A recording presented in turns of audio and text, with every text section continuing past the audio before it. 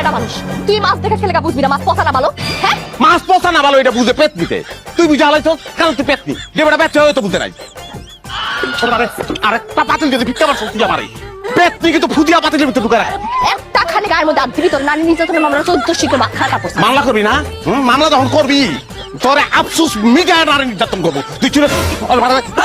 তোর এই সংসারের থেকে কি তেলখানা খারাপ কি মনে করছো বহুত ভালো ওখানে আরামে খাবো ওরা আমাকে কেউ সোফা করবো না কি বলো দেখো তো দেখো অবস্থা পাতিলগিরি ঠিক করার লিগে আবার বাজার নিয়ে দিতে মাছ হলে তোর উছিলা দরকার তোর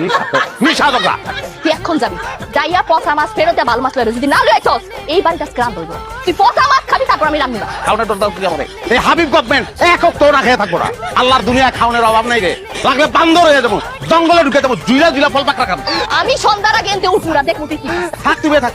বইয়া থাক তোরে কেউ উঠে চাইবো না তোরে বিয়া না করে যদি শিক্ষাপুরে একটা কোলবালি বিয়া করতাম আমি তাইলেও শান্তিতে থাকতাম